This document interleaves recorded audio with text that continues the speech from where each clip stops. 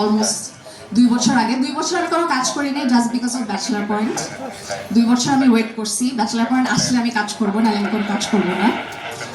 So 2013 probably বা 22-তে আমি India গিয়েছিলাম। তো ইমিগ্রেশনে আমরা যেদিন ব্যাক করছি, ইমিগ্রেশনে যিনি অফিসার তিনি আমাকে বলছেন, আপনি কয়দিন আসিলেন? আমি বলছি হোয়াট জি, আপনি হেদি না?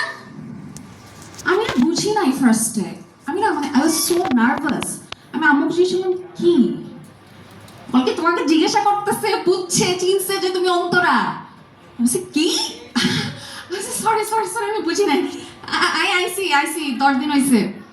মানে আপনারা জাস্ট চিন্তা করেন, ইন্ডিয়ার যিনি এয়ারপোর্টে ইমিগ্রেশন অফিসার উনি পর্যন্ত ব্যাচেলার পয়েন্ট দেখেন and he recognize me as Antara.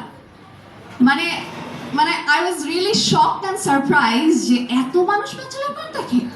And আমার নভেলা ভাষায় হি ওয়াজ টকিং, মানে ভাবা যায় জিনিসটা, মানে মানে খুব মজা লাগছিল এই এক্সপিরিয়েন্সটা আমার। আরেকটা জিনিস শেয়ার করি, সেটা হচ্ছে আমি আর কাবিলা লস অ্যাঞ্জেলস থেকে একটা শো করে আসছিলাম। তো কাবিলা প্রবলি আগে চলে আসছিল, আমি একটু পরে আসছিলাম। তো আমি আর আম্মু এয়ারপোর্টে নামলাম, বিশাল বড় কিউ আমাদের ঢাকায়। তো একজন অফিসার আসলেন, এসে বলতেছেন কাবিলা ভাই কই, খুব ব্যস্ত। কাবিলা ভাই মানে আমার আশেপাশে দেখতেছে কাবিলা ভাই কই, মানে হি নিউ যে কাবিলা ভাই আমার সাথে আসবে, হয়তো সে দেখছে যে লস অ্যাঞ্জেলসে আমরা শো করে আসছি। আমি সে কাবিলা ভাই তো আসে নাই, আমি একা আসছি। আমি আপু এত বড় লাইনে তো আপনার দাঁড়াইতে পারবেন না, এদিকে আসেন। সে আমাকে ভিআইপিদের যে কিউ, আমাকে আর আমার মাকে সেই ভিআইপি কিউতে দাঁড় করা দিল।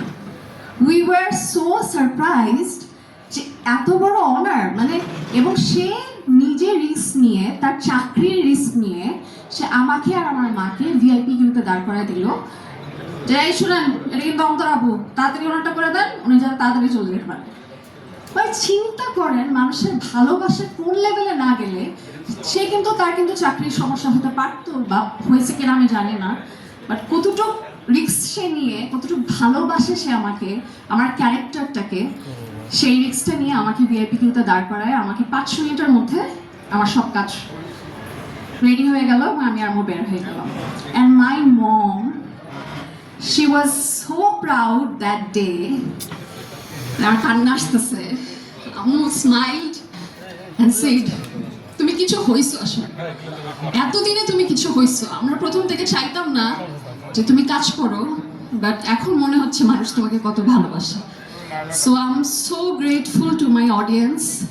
অ্যান্ড অমি ভাইয়ের কথা তো মানে বারবার বলবো, thank you so much for making me Antara and giving me a new name, new identity.